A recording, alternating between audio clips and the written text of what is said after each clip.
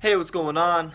It's your boy BT, and I came here to talk some boxing with the thousands of True School Sports subscribers. Now, we have Alexander Usyk fighting Saturday at the Wintrust Arena in Chicago, so that should be fun. He's fighting Chaz Witherspoon, late replacement, so not really expected to be a great fight or anything like that. But I wanted to speak about the man who's in the co-main event, and that man that's in the co-main event comes in the form of Dmitry Bivol. Now, Dmitry Bivol, let's have it right. Dmitry Bivol is one of the most talented fighters in all of boxing. Okay, no doubt about it. Take it to the bank. He is. He's proven that over time. He came into the sport of boxing with a lot of amateur pedigree and exploits that caught people's attention, so they had to pay attention to him early on. And when we look at Dmitry Bivol's last 5 fights, he won the title from Trenton Broadhurst. Then he stepped up to Sullivan Barrera, beat the hell out of Sullivan Barrera. I thought that was going to be a bit of a tough fight for him because Barrera was riding a high at that point. Disposed him pretty easily. Then he goes and beats Isaac Chilemba, a good veteran. Then he beats Jean Pascal, which, Jean Pascal, that's a very underrated win that I think people don't give enough credit to, because we've seen what Pascal's done the last couple of years. He's taken the O's. He's taken the O's of a couple of undefeated fighters over there at PBC, Ahmed El Bialy, and then Marcus Brown, who people thought was going to be something. And then obviously he outboxed Joe Smith. So he hasn't had and been afforded the opportunities to fight the creme de la creme at light heavyweight, because these guys have not quick to fight him right now. Gvozdyk and Alexander Gvozdyk, who holds the WBO title, he's fighting Arthur Beterbiev for the IBF title, and they're going to do their unification fight next weekend. Sergey Kovalev has the massive fight with Canelo Alvarez in November. So Dmitry Bivol is in that situation that we've seen a lot of fighters in. A lot of fighters where where there's a big percentage of people, experts and fans, that believe he is truly the best fighter in the division, but he hasn't yet been afforded the opportunities to prove it yet. And I've been seeing a lot this weekend because this Usyk card, as far as the main fights, because I'm actually excited for this card. I'm excited for this card because I like Usyk. I think right now, personally, I have Usyk rated the number 1 pound-for-pound fighter in boxing at this current moment. So I'm excited to see him back in the ring. I'm excited to finally see his heavyweight debut, because it's been a long delay. Even if it's against Chaz Witherspoon, who's a nobody opponent really. I'm okay. I'm okay with the fight because we had the Carlos Takam fight that fell out. Then Tyrone Sprong had his PED issue, so it is what it is. But people have been asking the question: why is Dmitry Bivol fighting Lenin Castillo? Because he's fighting Lenin Castillo from the Dominican Republic, who's 22-1. And Steve Kim, big shout out to Steve Kim, longtime boxing writer, someone who I admire in the boxing game. He wrote an article for ESPN. And he interviewed one of Matchroom Boxing's matchmakers, and they literally went through the whole WBA 15 rankings, and they gave why Bivol is not going to fight certain opponents. So Pascal he's not fighting because Pascal has a mandatory rematch with Marcus Brown that he has to take care of. So he's tied up. Felix Valera got DQ'd against Slavoj Sharansky's last fight, so that's off the table. He's ranked number 2. Then you have Joshua Buatsi, who many of you know I rank Joshua Buatsi very highly. I think he could become light heavyweight champion right now if he were to step in. But Eddie Hearn has been adamant that he's not going to jump right up into a fight with Bivol because of the fact that he's not ready. It'll be like another Anthony Yarde Kovalev situation, so that's off the table. Then you have Dominic, the very unknown Dominic Boesel. I don't know if I'm saying his name right, but he's in rank number 4. The matchmaker said that he doesn't know if he's even a worthy opponent or a guy that makes sense. So there you have that. Yeah, Marcus Brown, who we mentioned earlier, is going to be taking on Pascal in that rematch. Stephen Fornling, that one fell out. Jesse Hart, they never reached out to people at Matchroom and Bivol's team. There's a whole article on this. You can go look it up. Blake Caparella, he's fighting a eliminator with Watsi, so he's off the table. Badu Jack. Badu Jack's talking about Amuda Cruiserweight. So as you can see, it's a very, very hard and difficult process to get Dmitry Bivol a fight. because let's have it right, man. Like, look, it's no secret on this channel, if you follow True School Sports, that my favorite light heavyweight is Sergey Kovalev. I love Sergey Kovalev. Sergey Kovalev is probably one of my top 15 favorite boxers of all time. I love Kovalev, and I'm gonna be in his corner rooting for him when he fights Canelo, no doubt about it. But objectively, I'm gonna take my emotions and my fanboy ways aside from what I'm gonna say right now.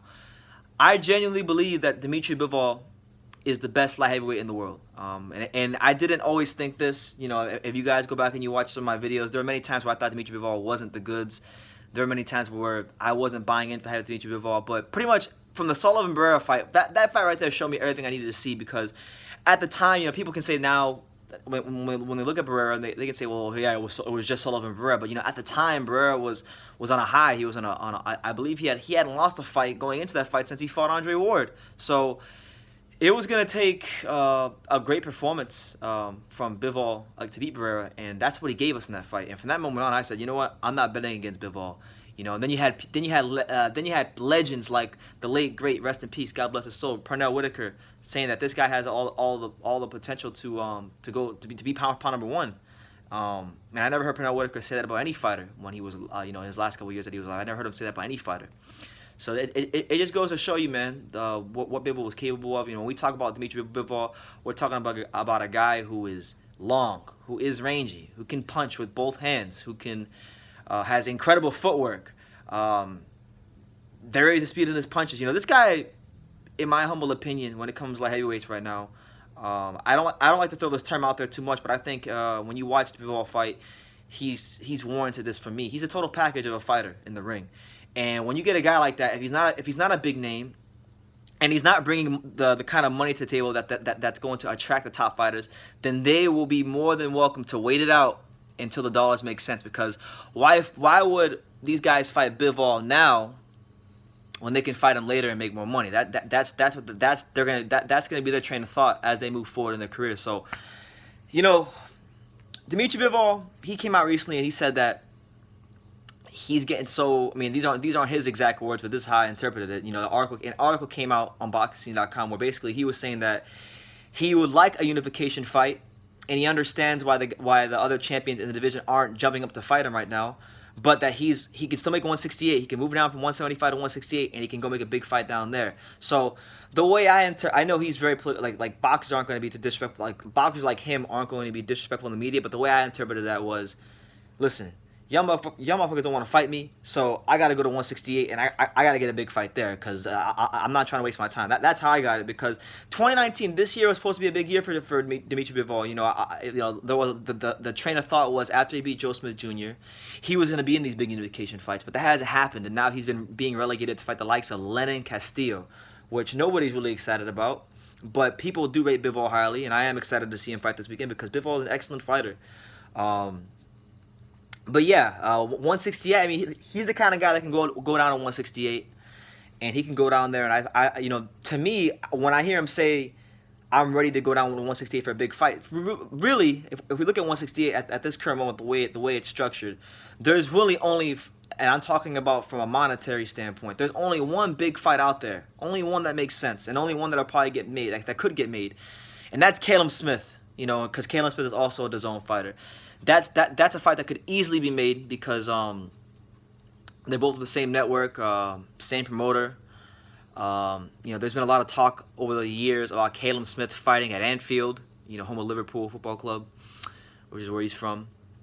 If they were ever going to do a fight like that, I don't know if that's a big enough fight to do it there, but, you know, that could be a fight they look into doing at Anfield, because Bivol versus Caleb Smith would be a great fight.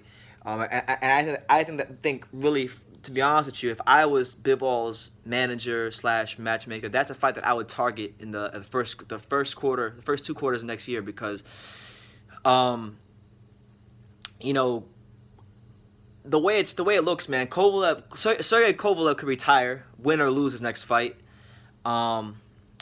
After Vazik's and Beterbiev fight, you know, are they going to jump straight into another unification fight? No, they'll probably take a voluntary defense against somebody in the top 15, whoever wins that fight. So you're looking at Bivol at best. If everything goes his way, he's getting a unification fight in the latter part of next year, probably late next year, probably if everything goes perfect. If not, then we're looking at maybe 2021 before you get to fight. So if I'm Bivol, you gotta win a 168. I would chase the Callum Smith fight.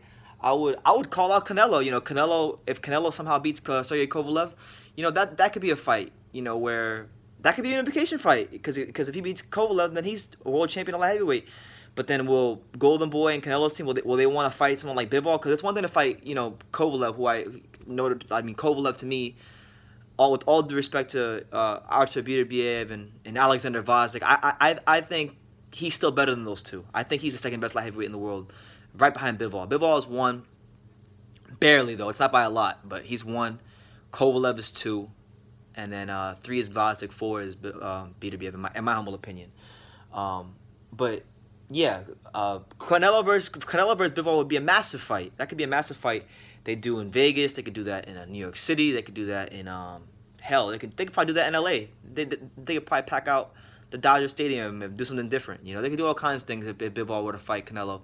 But that's a fight where if I'm Bivol, I'm watching the Kovalev Canelo fight with a lot of intrigue because whoever wins that fight, that's who I target next if I was Bivol, because the other champions are not going to fight you next. They're not. And then that's going to leave you probably having to fight someone like a Joshua Buatsi if he beats Blake Caparello in his next fight.